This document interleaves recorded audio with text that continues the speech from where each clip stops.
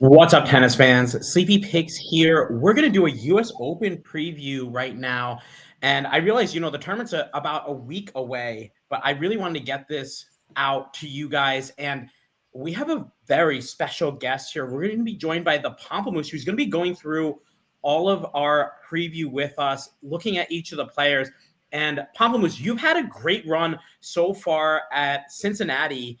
We're looking at the three out of the four semifinal picks that you've nailed not just the pick correctly, but also taking them in the sets that they won. I mean, it's just been impressive stuff. A great run for you. So Pamplemousse, welcome to the program. Can't wait to preview with you. Thanks, and hi everyone. I'm the Pamplemousse. So I've really enjoyed commenting on this channel, and I can't wait to talk about the US Open. All right, let's get started. We just got an announcement from Sinner this morning that he will not be playing due to a right knee injury. And, this is a little bit concerning for sure going forward, of course, but he wanted to take care of his body, made a note that he went out, played in Monte Carlo for a few days, and decided with his coaching staff that it just wasn't going to happen. And, a little bit unfortunate for Sinner, and we hope that he has a quick recovery. But now this kind of throws everything into a little bit of a jumble here. And guys, honestly, I think on one of our commenters had mentioned that I can't remember what it was, but I had said something that, we noticed that the odds, the futures of some of these guys like Shelton, like Fritz, were making weird jumps. And I assumed that was because people had started to get wind that Sinner was not going to be playing. So he's completely out for the tournament, and really leaves at least one half of the draw is going to be pretty open here. Pamplemousse, do you have anything to add to this? Oh yeah, it's very surprising that Sinner withdrew, in my opinion. I thought he would be playing at the US Open, but I don't know. It feels like a very sudden injury because he won Wimbledon and he hasn't played since. So I wonder where that came from. Yeah, and I mean, honestly though, we've seen throughout the years, I mean, Nadal has always nursed knee injuries, and he never kind of showed up to tournaments with like his knees taped or whatever. So it's been an injury that maybe, I mean, look at Taylor Fritz. Obviously, like, he had a terrible match at Wimbledon against Zverev, and the knees really didn't look great. But it's an injury that players have kind of been able to cope with and like manage as long as they kind of manage their schedule. So I would agree. Definitely a surprise for us. And, kind of the red flags went up when we saw him withdraw from Montreal, and then we saw him withdraw from Cincinnati. And you kind of thought, he's the type of guy that really likes to have preparation for these tournaments and doesn't like to kind of go in cold turkey. And which is what he did for Wimbledon, honestly. So I guess, what do I know? But we did see him have like a great clay season as well. So it is a little bit disheartening, but he's played a lot of tennis this year. So it's kind of not surprising that the body might be, I don't know, rebelling against him. But anyways, let's talk about Alexander Zverev here. Didn't have a great 2025 result here at the US Open, losing in the third round, and hasn't really had the best summer season either. Coming out here, he loses in the second round of Montreal to Talon Griekspoor in 3 sets. And you think, okay, maybe his first match back, a little bit tough, testy, coming off the grass. He goes to Cincinnati, beats Cam Norrie in 3, doesn't look great, looks pretty bad in the first set, beats Terence Ottman in straights, and then loses in 3 to Tommy Paul. And, Tommy obviously playing some really good tennis. We saw him come out against Cobolli yesterday, played really, really tough. But this is, he's going to be coming in as the overall number 1 seed. And I have a lot of questions here about how he's going to approach this tournament, because I think there's going to be tons of pressure on Alexander Zverev here. In my opinion, I think he's going to be able to get going. I had a very tough match to Felix last year. and Felix playing some phenomenal tennis, of course. But I just have a lot of questions. Pamplemousse, tell me what are you feeling about Zverev here? Oh yeah, I definitely think Zverev's a very big question mark coming into this tournament. I mean, earlier in the year, I thought he was playing really good tennis.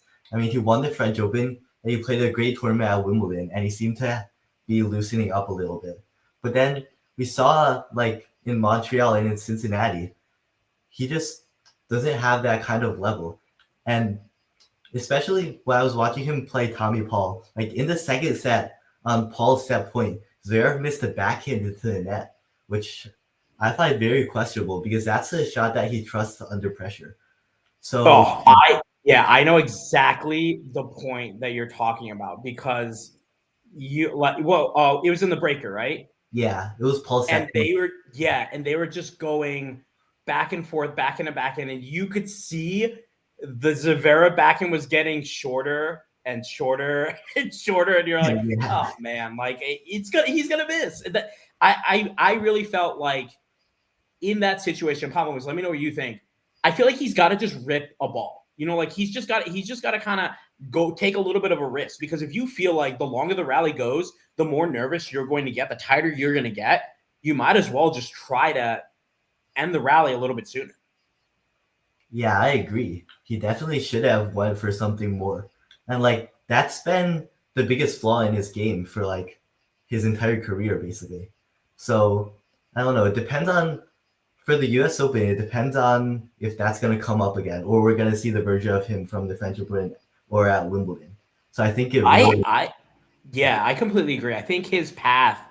There's a few guys that we're going to talk about where their path is not going to be draw dependent, but I think Zverev's path is very much draw dependent. I have him. I really think if he gets going, gets a nice draw, he can make it out to a semifinal. He could potentially make a final. Do I see him winning this tournament? I really don't think so. That would really surprise me. But I haven't predicted to go to the semifinals. Pompous, what are you feeling for Zverev? oh yeah, I agree. I have him in the quarterfinals. I feel like Okay, so we think he's going to make the second week at least. yeah, I think he'll be able to get through like those lower seeds. But once he faces like somebody better, somebody who will put him in more tight situations, he might start to feel those nerves. Yeah, and I mean, like we got a few guys that we're going to talk about later. I mean, that he could potentially play in the round of 16. So that's a little bit tricky for him. Let's move on to the next player. So our next player is Carlos Alcaraz, the 2025 champion. He announced a couple days ago, strangely enough, his announcement and Sinner's announcement coming within like a day or so of each other. Carlos announced a few days ago that he was going to be playing in this tournament. So we haven't seen him since Barcelona, where he gave Mahatch a walkover, beat Virtanen in the first round, and hasn't played since. That was back in April. Has had a wrist injury. Obviously, everybody has seen on social media and everything. He's playing. He looks like he's hitting okay. This is a huge question mark. I mean, we just talked about Zverev and we're like, huge question mark there. This is an even bigger question mark. I don't know what to really make of this. But guys, the one thing that I know is Carlos Alcaraz will fight for every single point that he might not need that A+ game to win every single match. He's only going to need it probably for quarters, semis, and finals. So for him to get through the first week, I can see that happening. He might have a couple of tough 5-setters, but I can see him willing himself through there. And let's not forget, as every match goes on, he's only going to get stronger. Pamplemousse, I have Alcaraz getting out to the semifinals at the very least. I have 3 guys that I'm going to talk to you guys about that I think are going to make the semis. And one of those guys is going to make a final. But for me, I'm not really, I'm still like completely questioning who's going to be that guy. But Pamplemousse, talk to me about Carlos Alcaraz. 1, do you think he's going to make the second week? And 2, can he make a final here? Can he get to the finals and try to defend his championship. Okay, yeah, I completely agree. I have a little bit of a weird view at Alcaraz because I think he's gonna lose early, but I also think he has a chance to take the title. So I feel like when he starts going into the tournament, he's probably not gonna be playing very well. And if he faces one of those dangerous floaters, he could very much lose the match. But I think if he gets going and he reaches like the quarterfinal or the semifinal, then he has a very good chance of winning the tournament. But for me, I have a feeling he's gonna lose early. You think he's going to lose early? Yeah, and we're going to talk about it in a second. There's a lot of dangerous floaters in this, and I mean, like people he could see first round. We'll talk about those guys in a second, but let's move on to our next player. And we got Felix Auger-Aliassime. He's going to be coming in as the overall number 3 seed. Top 4 for Felix. He had a great run at this tournament last year, beating Zverev, made the semifinals. He's made the semifinals twice in 2021 and 2025. My prediction here for Felix is a quarterfinal appearance. I thought he played some phenomenal tennis to get to the semis last year. The forehand was rocking, the serve was rocking, and he was even able to take, Sinner almost to the brink for a couple of sets. I mean, that was a very closely contested match between those guys. And Felix has proven to us, even that 5-setter against Djokovic, he's proven to us that when he's on, he's an extremely dangerous customer. Pamplemousse, how do you feel about Felix? Where do you think he's gonna make it? Could this potentially be an early exit, or do we think he's gonna make another deep run in this tournament? Oh yeah. In my opinion, Felix Auger-Aliassime is another question mark. I mean, we know he can play good tennis, and we know he can play good tennis at this tournament, but he's had a little bit of a questionable North American hardcourt swing. I mean, he withdrew from Montreal. He only won, I think, one match in Cincinnati. So, like, in my opinion, I think he's gonna go out in the round of 16 when he faces one of those more dangerous seeds.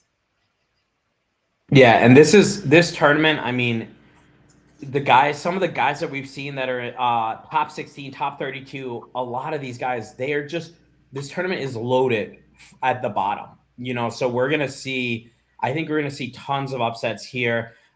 Felix actually did win 2 rounds in Cincinnati, beat Tsitsipas in the second round, and Juan Manuel Cerundolo. That's why you don't remember that, because that's the most forgettable player. Cerundolo, he beat him 7-5, 6-1. That was a really close match at the beginning, but then swept through him easily, and then lost in straights to Tiafoe. Big time head scratching loss there for me from Felix. And he did withdraw, like you said, from Montreal because of a back issue. So we got to keep an eye on that. I mean, this is 3 out of 5 sets, and you got to recover. Maybe you get, like, first round, maybe you get max 2 days to recover. Every other round you get a day. If not, you're playing the next day.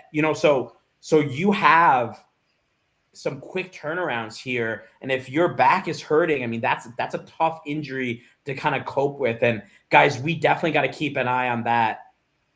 Let's move on to the next player. And our next player is Novak Djokovic. Guys, it's so fun previewing these matchups with you guys, but this is, like, to me, this is anyone's tournament. That's what makes it so exciting. I cannot wait to watch this tournament because, anybody can really take this title. You got there's about 10 guys that I would feel safe making, at the very least, the finals. Djokovic making the semifinal last year, lost to Carlos Alcaraz. Of course, we know he was able to win in 2011, 2015, 2018, and 2023. My prediction here for Novak is that he's going to make the quarters. I did think, I thought he played extremely well at Wimbledon. And I did think he played well. I thought he played well at the French Open too. Obviously it took a monumental effort from Fonseca to win that match. But at Wimbledon, we watched him win that tough 5-setter against Felix. I just think this guy is just another level. No matter what, he is going to bring it every single match. And even if you see him, maybe he's down 2 sets to love, he is still going to try to win the match. We've never seen a Djokovic that just rolls over. So that's something huge here. However, I haven't picked in the quarters because I do think he's going to have a couple of tougher matches in the first week that might lead to a more fatigued Djokovic. His path is extremely draw dependent. We talk about Zverev's path, very draw dependent. For me, Carlos's path is draw dependent based on the couple. He needs an easy first couple rounds to kind of break himself in. He can't play like Tirante in the first round. I think that would really hurt him. But I think once Carlos kind of gets going into the second week, he's okay with whoever he plays. For me, Novak needs a couple of quick matches, first round, second round, third round, maybe a 4-setter in the round of 16.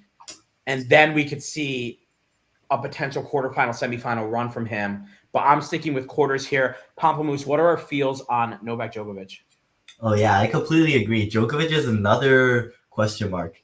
And his result here is definitely draw dependent. I mean, if he gets like a really easy draw, he gets himself rolling, he could potentially win the tournament.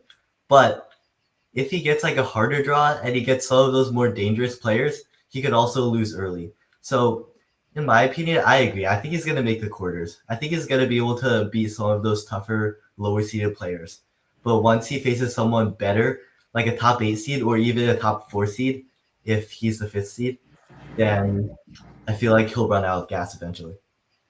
Pamplemousse, let me ask you this. So he just lost to Tirante, right, in Cincinnati. If he plays Tirante in the second round, does he win or lose that match? Ooh, I mean, that's very tough to choose, but I would still go with Djokovic. I'm thinking that too. 3 out of 5 sets. Yes, Tirante beat him in a 2 out of 3, but that's right there though is exactly where we kind of it's this guy in 3 out of 5 sets is so hard to beat. I'm sticking with Djokovic to go to the quarters. Let's take a look at our next player. Our next player is Fabio Cobolli, and the reason we put him on a separate slide is because if he beats Feast tomorrow, he's going to be the 4 seed over Djokovic, I believe. Correct me, guys, if I'm wrong, but Pamplemousse and I talked about this off screen. I believe he's going to retake the number 4 spot here at the U.S. Open, which is incredible. He's had a great year. So this has been a phenomenal year for him. In 2025, a third-round loss at the U.S. Open. His best result, he hasn't gotten out of the first week. Sorry, he hasn't gotten into the second week. I'm predicting a semifinal here. And guys, the reason I say this is because I think Fabio Cobolli, and also, guys, not draw dependent at all for me. I think he could play the toughest first round match, give him Tirante, give him Alex Michelsen, I think is going to be unseeded, give him Michael Zhang, give him someone tough in the first round. It doesn't matter because I think that's only going to make him stronger. This guy is kind of like once he gets rolling, it doesn't matter. He is an absolute freight train. We're seeing it here in Cincinnati, able to take out Kekmanovic, blocks Jodar, and Tommy Paul now. Tommy Paul played unreal for about a set and a half, and Cobolli was still able to beat him. Pamplemousse, what do you think about Fabio Cobolli and his chances to get out to the second week for the first time at the U.S. Open? Yeah, I agree. I think I also have Cobolli reaching the semis this year. I mean, he's playing so well. And yeah, I don't think he's very draw dependent. I feel like against those lower seeded players, he's going to keep beating them consistently. The only problem comes if he's playing like somebody better than him, maybe like Zverev, or if Alcaraz is healthy, or if he plays like an American with a lot of crowd support and stuff, then he might run into trouble. But I think Cobolli can really go far in this tournament. That's a really good point about the American because we're about to talk about some dangerous seeds, and that's a really good point saying that, the crowd's going to be against you. That also goes for Djokovic as well. That night crowd at the US Open is just something else. I mean, the stadium gets so loud. and every single person is cheering for the American player. Now, we have some great American players as well. Well, actually, let's go to the next slide and we'll talk about some of those great American players. And guys, here's a list of our dangerous seeds. I mean, we'll go one by one through each of these, and we'll try to make them a little bit quicker. The first guy is Rafael Jodar. Guys, I mean, what more can we say about this guy? He has been on the up, and we don't even know how much he's only going to get better. He's only going to get stronger, and he has made such a incremental rise in the rankings. And you watch him play, I was able to watch him play live at DC, and the forehand is massive. It sounds like a shotgun going off. It's huge. And he is just able to suffocate you on the return of serve. The way that he takes the ball so aggressively, if you're not serving well, you're in a lot of trouble against Jodar. And again, very similar to Flavio Cobolli, he's like a freight train. Once he starts going downhill, it's really hard to stop him. Pamplemousse, talk to me a little bit about Jodar here and kind of what you've seen from him in the last few tournaments. And, give me a scenario where you think maybe Jodar might run into some trouble. Oh, yeah. Rafa Jodar's been playing so well so far. And I think he could go really far in this tournament. For him to be playing trouble, I would think, well, first of all, you definitely need to have a good server, someone who can beat him in rallies, someone who can consistently put in good serves. And the other question would be physically, because he's played so much in the past few weeks. And if he's going to do another 2 weeks of best of 5 set matches, by the time he gets to the later stages of the tournament, he might be a little bit fatigued. But he also has a lot of rest, so I don't know. He's gonna have he's got the week off. Lost to Cobolli in Cincinnati, and that's a good point though about a good server, because you got Cobolli served extremely well that day. He lost to Brendan Nakashima, who doesn't have a big serve, but is a really good spot server. He's really able to just kind of pressure you. And I just brought up the fact that Jodar loves to pressure you on the return. If you're spot serving, it's so hard to pressure that person on the return. And look at the other person he lost to. 3 losses here on the hard courts. The other person was in the DC finals, Taylor Fritz. And we're going to talk about Taylor Fritz right now as well. He's coming in. He's 16-9 on the hard courts right now. Coming off a loss today against Brandon Nakashima. And, I mean, I don't know if you watched that match. I mean, he played so well. It is incredible that he lost that first set, because that might have been one of the best sets of tennis I've seen Taylor Fritz play. And for him to lose it, I was just like, this just speaks to how well Nakashima's playing. We'll talk about Nakashima in a second. But Fritz is always a guy that you've got to bring up. We talked about him at Wimbledon. We talked about him here. We're talking about him here at the U.S. Open. He's made the finals before. Pamplemousse, where do you think Fritz is going to go in this tournament? Do you think it's draw dependent? Or do you think, he's got a big serve, so I'm not sure if it really is, but let me know your thoughts on Taylor Fritz. Yeah, I definitely think Taylor Fritz can go far. I mean, he loves his tournament. He's reached the finals before, and he has big weapons. I don't really think he's draw dependent as much as some of the other guys. I think he'll be consistently beating some of those lower seeds. But yeah, I think he can go far, but I don't really think he can cross the finish line and win the tournament, though. But I wouldn't be surprised if he made the semis or the final. Yeah, and remember, he had that quarterfinal last year against Djokovic. And Pamplemousse, do you remember that match? Yeah, I do a little bit. He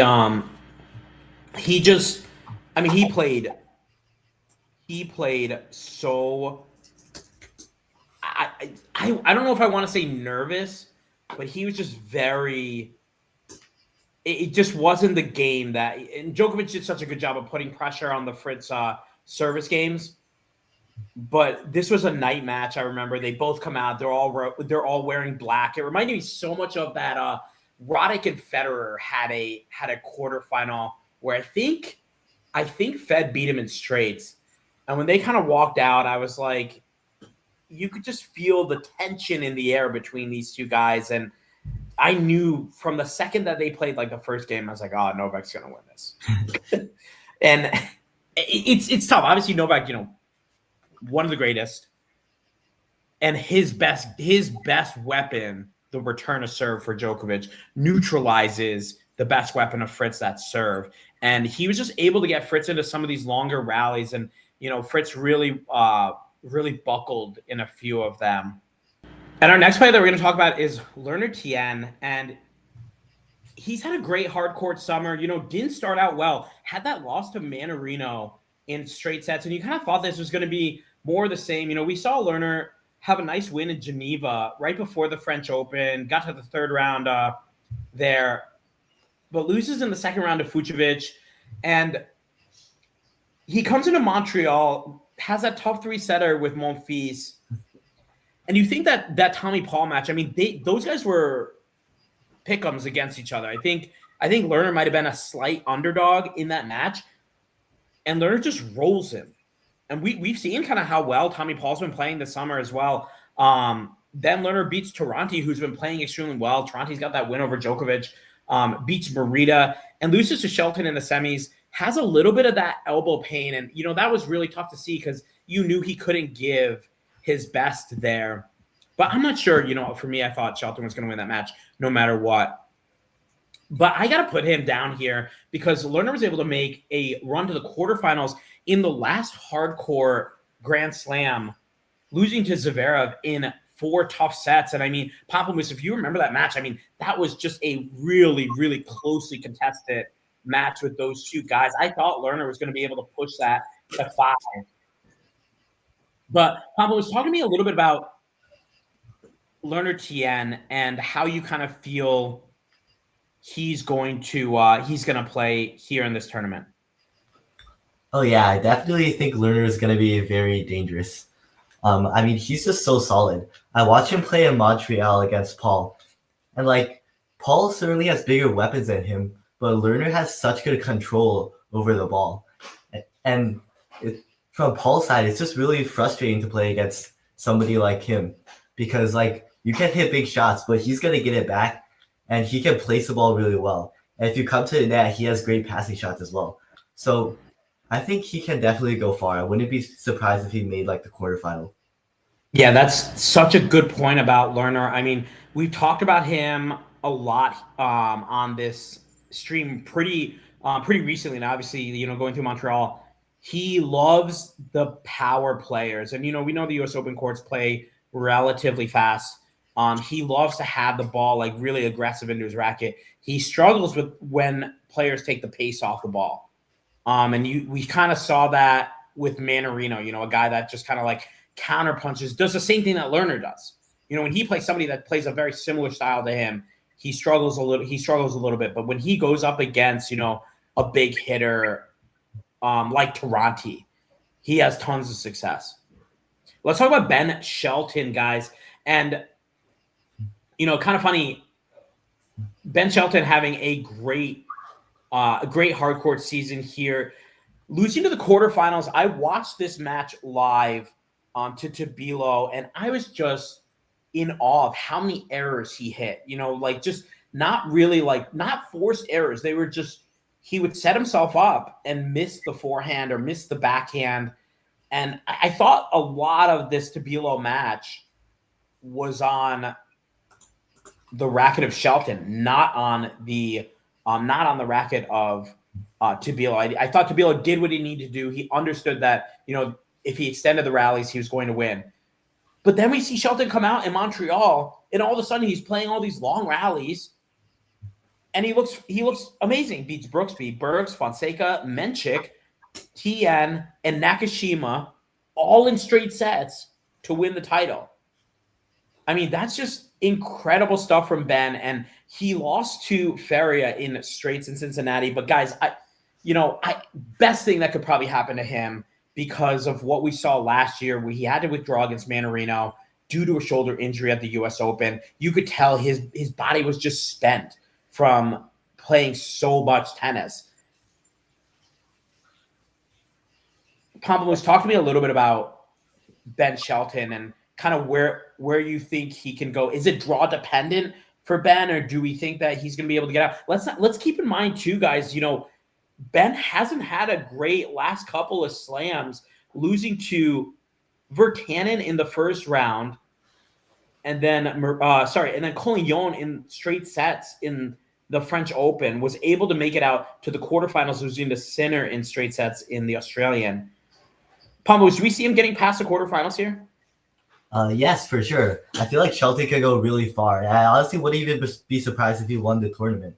I mean, Shelton loves playing at the US Open. And apart from last year where he got injured, I think the year before he made a really deep run as well.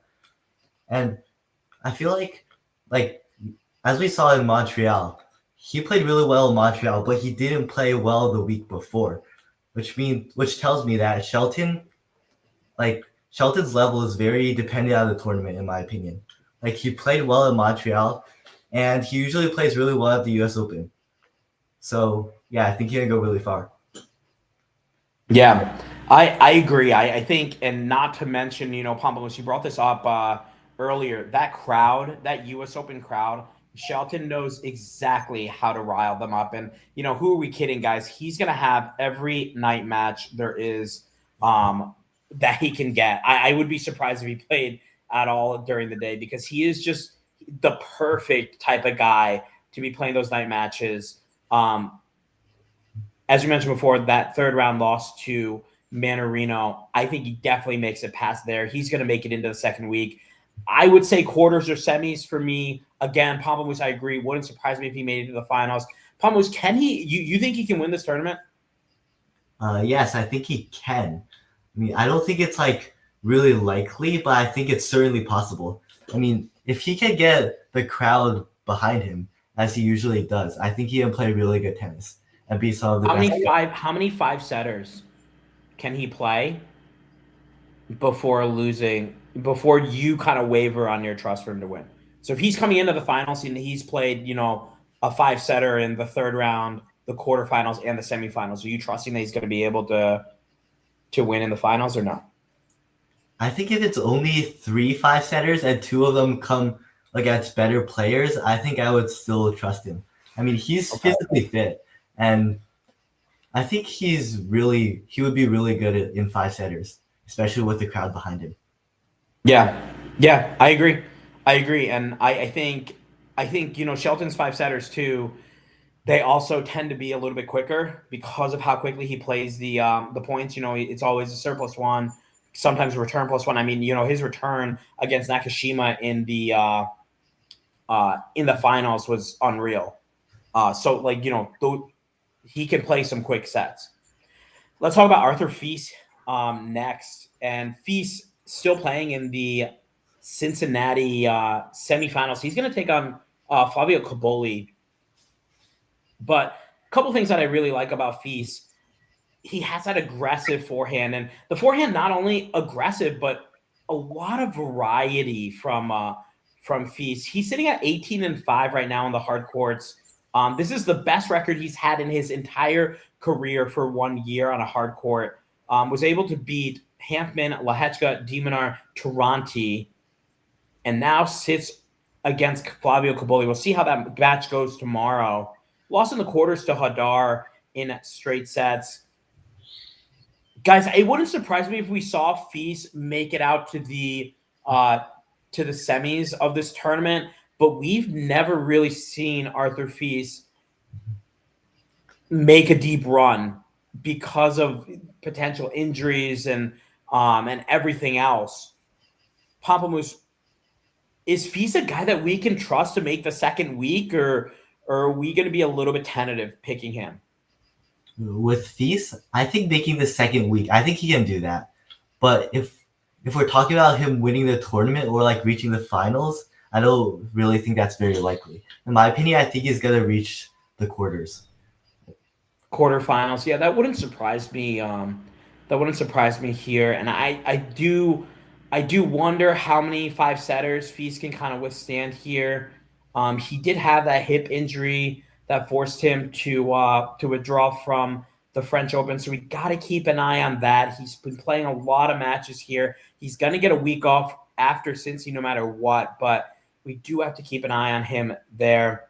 Let's talk about Nakashima. And guys, what more can we say about Brandon Nakashima? I mean, this has been unreal. I keep continuing to say, oh, he's gonna tire out. He's gonna tire out. And at one point in this Taylor Fritz match, he's down. I mean, he was down a set, and was it 5-2 against Medvedev? Something like that. And then he comes back and wins that match. Then he was down a set, he was down a break in the third set here against Taylor Fritz, comes back and wins that. I mean, this guy has just been incredible. Everything that he's been able to do has been amazing. Pamplemousse, do we see Nakashima maybe as a dark horse to get out to the finals here, or potentially make like a semi? Yes, I think Nakashima could definitely go far. And he's been playing so well. So I honestly wouldn't be surprised if he made like the quarters or semis. But if we're talking about like making the finals or winning the title, I feel like that would be an extra step for him. So I don't think he can make the finals, but I wouldn't be surprised if he went far. I thought we saw a little bit of nerves, and obviously Shelton's got that big head-to-head against him. But I thought we saw a little bit of nerves in that Montreal final for Nakashima, and that's where I'm kind of curious for him when you get into uncharted territory. How is he going to look? How is he going to play? I mean, obviously here for him now, I mean, he's been serving unreal. He lost in the second round last year to Jerome Kim. Remember, he made a great run, lost to Taylor Fritz, but he lost to Kim in the second round. And Nakashima's best result here was a fourth round. So, Pamplemousse, do we see him getting past the fourth round here or no? Yeah, I think he can definitely get past the fourth round. I think it might be a little bit draw dependent because of his seeding, but if he gets a good draw, I definitely think he can make it past the fourth round for sure. Yeah, and Pamplemousse, if we get Nakashima's going to come in as what's he going to be seated here? His live rank is 16. Oh, his live rank 16 Wow. now, so he's going to be in. So he's going to be in the top 16. So Pamplemousse, tell me, I'm going to give you a little bit of a scenario here. If we get Carlos Alcaraz playing Brandon Nakashima in the round of 16, who are you taking? Ooh, that depends on a lot of variables. I mean, it also depends on how Alcaraz has been playing. But in my opinion, if Alcaraz faces Nakashima in the fourth round that early, I might be taking Nakashima to win. I'm leaning. I'm the same way. I agree, Pamplemousse. We gotta see Alcaraz in that first round. We gotta see how he looks. And because like it's a right wrist injury. We don't know. We don't know how that's gonna look. But I agree. I would lean towards him potentially Nakashima potentially winning that and getting the upset. But again, you talk about those nerves. That's a big moment for him. But guys, those are some of our dangerous seeds here. Let's talk about some dangerous floaters next. And here's a look at our dangerous floaters. And guys, for me, I thought we were gonna have a few more. But honestly, we looked through a lot of these unseeded guys, and yeah, I guess we could throw like Michael Zhang in or Hurkacz in, but I don't know if those guys are really going to threaten there. These four guys here, and Tiafoe's actually going to be seated, so we just didn't have room for him in the previous slide, so we just put him here. And Pamplemousse wanted to talk about him, but first I'm going to talk about is Tirante, and Tirante's had an amazing summer. He's really shown us that he's more than just the clay quarter. He can play on this hard court. And he's at 14-8 right now on the hard courts. He's got this massive serve, can hit it over 140. He's got a massive forehand, can hit it over 100 miles an hour. I mean, it's just a lethal combination when you go into the U.S. Open. And if you're really feeling yourself, I mean, you can really cause a lot of damage. Tirante here, we'll talk about his paths in Montreal. Beat Duncan Chan, Taylor Fritz, Alexei Popyrin, losing to Lerner Tien. Then here in Cincinnati, beating Choinsky, Djokovic, Landa Luthé, Menchik, and losing to Arthur Fils in straights. I mean, just two incredible runs for Tirante. Pamplemousse, do we see Tirante? I mean, he's going to come in unseeded. Do we see Tirante maybe making a deep run in this tournament? Yes, I think he could definitely make a deep run. I mean, I think it's a little bit draw dependent, but he's been playing some really good tennis. Before this year, I always thought of him as more of a clay courter. So he really surprised me with his level on these hard courts. And he's just so solid sometimes. So I think he could definitely threaten some of those seeds. And I wouldn't be surprised if he made it to like the fourth round. Pamplemousse, I'm going to give you a scenario. Tirante and Felix Auger-Aliassime first round. Who are you taking? I'm taking Tirante. Jeez. Without hesitation. I mean, that's confidence. But like, I agree. I think that's a tricky match. I was going through like my Rolodex of players of who I thought you were going to take. Because I was like, what about Shelton? Tirante Shelton first round. In that case, I take Shelton. Shelton in 4? Yeah. I think Shelton with the home crowd would win. Yeah, and for me, like, wouldn't it kill you if this was like if he played like someone like Nakashima or Tiafoe first round? Oh. You know, like wouldn't that stink? Because like now we're seeing like two guys with like great momentum, and I feel like we see this in a lot of these tournaments. Because remember, we were gonna get we almost got that Taylor Fritz, Jack Draper first round, and that would have stunk because like both guys could have definitely made a run. Obviously, Taylor Fritz getting out to the quarterfinals, right? Quarterfinals against Zverev at Wimbledon, but that was just such a tough draw for someone like Draper. But yeah, no, like if we see like Tirante against Tiafoe, Tirante against Nakashima, that would really disappoint me. You know, I want to see him maybe play like a clay quarter seed, like an Echeverry or someone like that, and then get through that match and start to kind of build his way into the tournament. But let's talk about our next guy. We got Merida, and he had a great run to the quarterfinals in Montreal. Lost in the third round to Taylor Fritz. So the reason I put him on here, guys, I was so impressed with the styles of Merida that we got. I thought he approached the Michelsen match very aggressive. He was showing off his forehand. He was absolutely pummeling that forehand against Michelsen.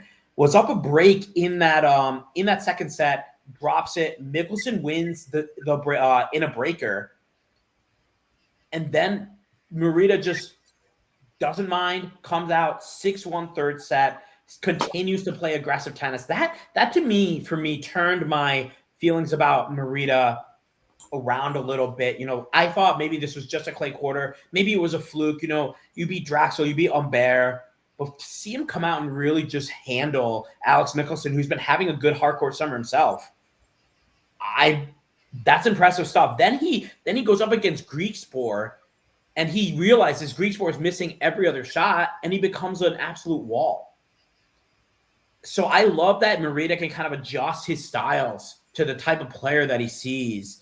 I think that's a really mature thing. And let's keep in mind, you know, this is a guy that started with Padel, actually, was playing that early on, and now he's translated it over to tennis. So has good hand skills with the racket. And I just love everything I've seen from this guy. Pamplemousse, how do you feel about Merida making a run? Yeah, I could definitely see that. I mean, earlier, similar to Tirante, I thought of Merida as more of a clay quarter, but he's been playing so well. Now, I think he's more of an all-court player. Like, he's had some great matches on hard courts, and I believe he got his set off Medvedev at Wimbledon too, right? So Yes, yeah, he did. He actually, yeah, he played very well in that match too. That was very surprising because what was his clay court record? I think he had only won like one or two, or sorry, his grass court record. He had only won like one or two grass court matches his whole like career. So you thought he was going to get rolled by Medvedev, but yeah, no, that's a good point. Yeah, so I agree. I think I really like how his game has been unfolding. I watched him live in Montreal against Michelsen, and he's just been roping some of those forehands, which I did not really expect from him. So I think he can definitely make a deep run. Pablo's going to give you another scenario match. Merida, Fonseca, first round. Who are we taking? I take Fonseca. Okay. Yeah, I that's kind of where I feel like he's gonna get. I think I just have this weird feeling that he's gonna get a really tough draw. Like it's gonna be like it could be. What about Merida Alcaraz? Ooh, two Spaniards. I think I would still take Alcaraz in 5, but I'm not really sure about it because I mean Alcaraz is always a question mark, Yeah. and like I just feel like against another Spaniard, I just feel like Alcaraz would win that match, but I wouldn't be surprised if Merida won it too. Yeah, let's talk about our next player. We got Alex Michelsen. He's coming in 21-9 this year on the hard courts, coming off a loss to Taylor Fritz in straight sets. This was a little bit disappointing in Cincinnati because I was hoping that he was going to get a little bit of revenge. Remember, he did have a match point in DC against Fritz, losing 7-6 in that match. But a pretty good hard court season for Michelsen. Won the Bloomfield Hills Challenger, and I know we kind of laugh, oh, he won a Challenger, but that type of momentum really helps you. Like, it gives you a lot of confidence. To me, it really helped him get through some of these matches in Washington and Montreal. Lost a tough one to Merida, and then losing the second round of Cincinnati. He's also going to, if I'm not mistaken, he will also be coming in. Yeah, he's ranked 41 right now, so he'll be coming in unseeded. Pampos, how do we feel Alex Michelsen can play in this tournament? Yes, Michelsen is definitely dangerous, especially at the US Open with the home crowd. I think he can maybe go far and beat some of those seeded players. Like we saw with him against Fritz and some other guys, he can really challenge some of those top players. So I wouldn't be surprised if he beat some of them or made it to the second week. Can he do it in a 3 out of 5 set scenario, though? I think that's kind of like the question that we're asking here. We've seen him have a good run in the Australian Open, but can he do it here in New York? Lost to Komasana last year. His best result is the second round, losing to Sinner in 2024, losing to Jerry in 2024. Pamos, do you see him getting past the second round? That's really tough because I honestly could see both. Like, I wouldn't be surprised if he got out first round or second round, given his slam record. But with how he's been playing, I always think he can be dangerous too. So I feel like he can make it out to the third or fourth round. Yeah, and he made a run last year in the Australian Open, making it to the fourth round, losing to Demonar. So there is that possibility for sure from Alex Michelsen. Let's talk about our last player here, Frances Tiafoe. He's 18-8 coming in here on the hard courts. He's up a set and 5-all right now. Ooh. So really tough match here for Tiafoe, but he's starting to groove himself in. And he did have a procedure done on his hand, and that's why he retired against Rinderknecht, because he came back so quickly and was definitely felt like he was not ready to play.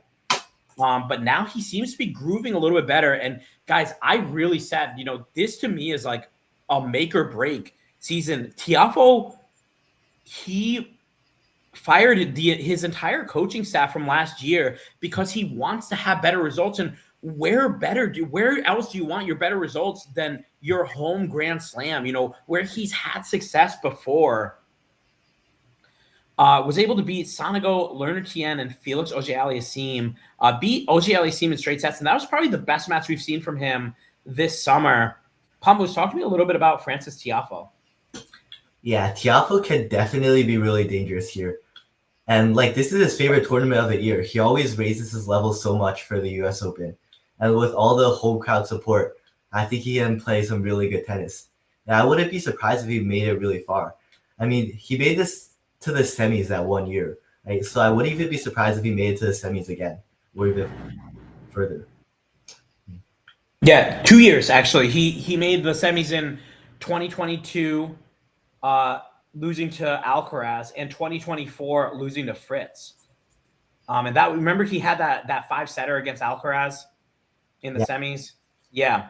Last year lost to Struff, and I think that was kind of the nail in the coffin for the Tiafoe coaching staff. You know, that he was like, this is not working. He had made a semi in 2022, a quarter in 2023, a semi in 2024, and then a third round loss to Struff in straight sets in 2025. Now he comes in with a totally different coaching staff, and I really think this is going to make a big difference. I love what they're doing to the Tiafoe game. I think he's starting to show a lot of patience, and he's been able to really implement a lot of like longer rallies, and then also not only just wear down the player, but then implement. We saw this against Felix last night.